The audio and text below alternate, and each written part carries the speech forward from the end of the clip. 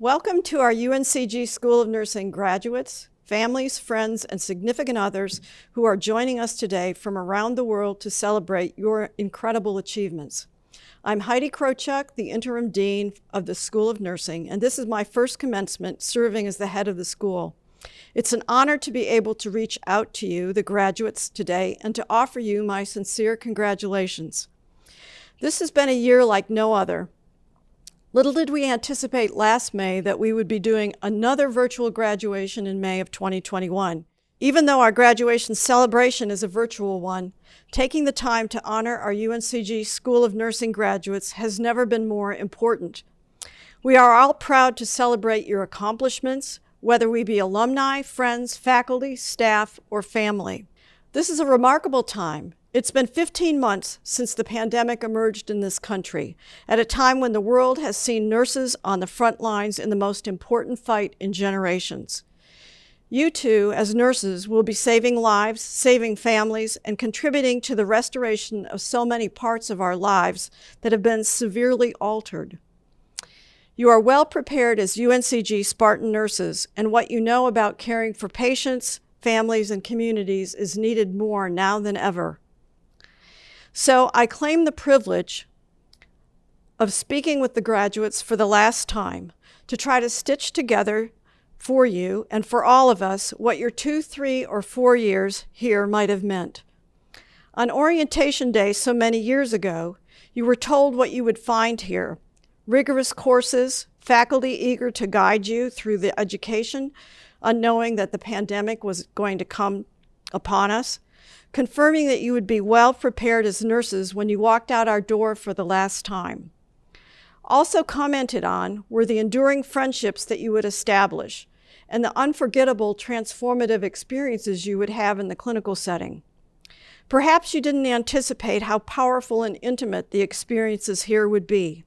However, this is a small place and an intense one which is not easily absorbed and not easily forgotten. You see, we who will stay behind you feel the same way about it. It's wrenching for us, as it is for you, to have friends newly made depart, to know that distance and time and opportunity will separate us. You, the graduates we honor, have changed us permanently. You too have changed, and that's the theme that binds us together. That's what education should be about: change. Change in ideas and ideals, in personal and professional standards, in confidence and competence, in skills and in knowledge and wisdom. You may not yet feel yourselves wise, but I hope you feel knowing. Your eyes have been opened, your neurons primed, and your synapses clicking, your idealism intact and reinforced, while a healthy skepticism informs your perceptions. We return you now to your families and friends with enormous gratitude for the privilege of having had you with us. We send you on the way to gainful employment with utter confidence in your insights, your well-honed clinical wisdom, and your disciplined intellectual gifts. Be well, do good work, and stay in touch. Thank you. It is my pleasure to introduce you to our speaker for a 2021 graduation ceremony. We are honored to have Congresswoman Lauren Underwood address our graduates. Representative Underwood serves the 14th Congressional District in Illinois and is the youngest African-American woman to serve in the United States House of Representatives. She is also a registered nurse. Her BSN is from the University of Michigan, and she also holds a master's degree in nursing and a master's degree in public health from Johns Hopkins University. First elected to Congress in 2018, Representative Underwood serves on the House Committee on Veterans Affairs and the House Committee on Appropriations. You may know Congresswoman Underwood for her work in co-founding and co-chairing the Black Maternal Health Caucus, which focuses on advancing federal policy decisions to address the crisis of maternal mortality among Black women and to improve health outcomes and end disparities. I now present Congresswoman Lauren Underwood. Hello, UNC Greensboro. Thank you to Interim Dean Krowchuk for your generous introduction. And thank you, Chancellor Gilliam, for inviting me. I am delighted to be addressing you today. I want to recognize the graduates and offer my sincere congratulations. Nursing school is challenging. I know that firsthand, and you've completed your programs during a once-in-a-lifetime pandemic. I hope you feel proud. I also want to extend my thanks to the UNC faculty and staff and the family and friends who supported today's graduates during this unprecedented time. There simply could not be a more important time to be a nurse. Early in my nursing education, I was taught that healthcare is a human right. I've taken that to heart, and I've spent my career working to improve the health and well-being of the American people with a heavy focus on increasing access to healthcare. Early in my career, I had the incredible opportunity to help implement the Affordable Care Act and expand access to quality, affordable healthcare. The ACA was a fight from the very beginning, between a hostile Congress, a steady stream of lawsuits, and a public that was anxious about what reform meant for them. I knew we didn't have any room for failure. I threw myself into my work to improve quality in Medicare, promote preventive health care, and to fundamentally change long-standing anti-consumer aspects of the private insurance market. Ultimately, we succeeded in connecting 23 million Americans with healthcare coverage. But let me tell you, it was a bruising journey. And then, in the spring of 2017, a feeling of deja vu set in. Another healthcare fight.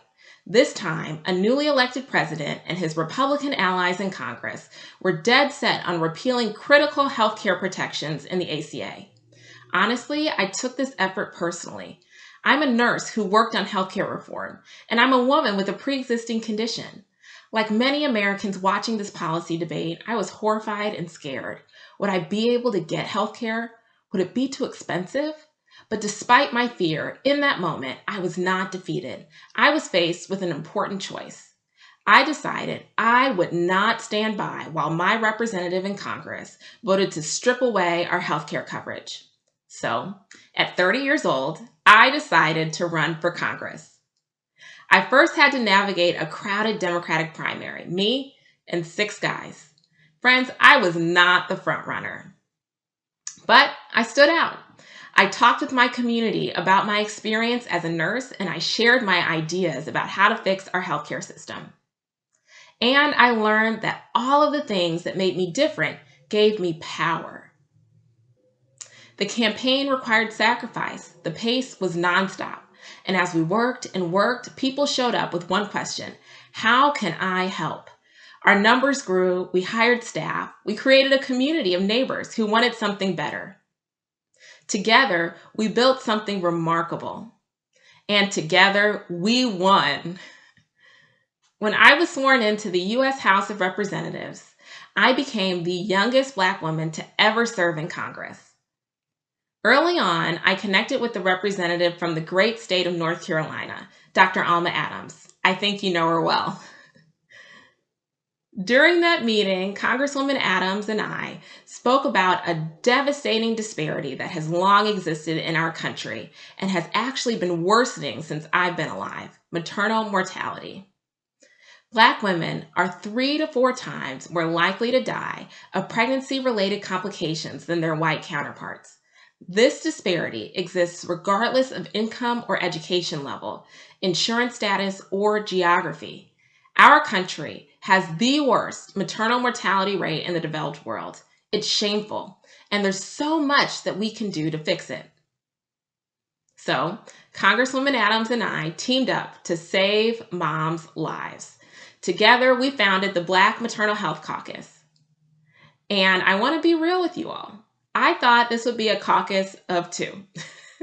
But as word spread about our work, our phones kept ringing. Members of Congress, advocacy groups, and community leaders, even celebrities and businesses, they all asked that one question: how can I help?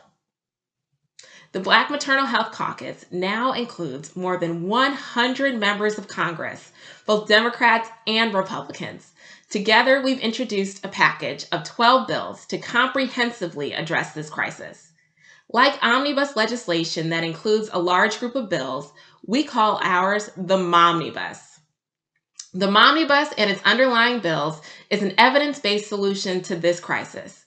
When enacted, it will improve maternal mortality, severe morbidity, and improve health outcomes for all pregnant, postpartum, and lactating people. We have more than 130 co-sponsors and have earned some support across the aisle. Graduates, I want you to remember this. When you lead with your values, folks will follow. Leadership does not mean acting alone. It means taking the first step and demonstrating what's possible. As we look forward, I want us all to speak honestly about what we've witnessed over the past year. We've seen people of color as the group more likely to be essential frontline workers, more likely to be diagnosed with COVID-19, and more likely to die. But it didn't have to be this way. And as we recover from the pandemic, these disparities certainly don't have to continue. We can choose to be part of the solution from our units and our clinics, within our healthcare systems, in our communities, our counties, and our states. As nurses, we have a responsibility to lead the COVID recovery. Vulnerable families in your communities are counting on you to identify problems, speak honestly, boldly tackle tough issues, and lead the way towards an equitable future. You may initially find yourself doing this work alone. You may be the only nurse, the only person of your gender, the only young person. You may be the only one from your neighborhood, the only person speaking your language. But remember this, those things that make you different make your leadership all the more powerful and all the more necessary. With an end of the pandemic in sight, there's a lot of conversation about going, quote, back to normal. And that's the big question. Will we allow these shameful disparities to continue as a fact of American life? You're graduating at a pivotal moment to change our trajectory.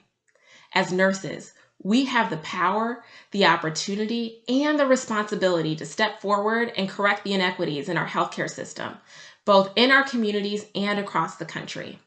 And when we lead, we save lives. And as UNCG graduates, you're equipped with all the skills you need to make change. Take the first step and listen for that question, how can I help? That's how you'll know you're on the right path. Thank you, and congratulations.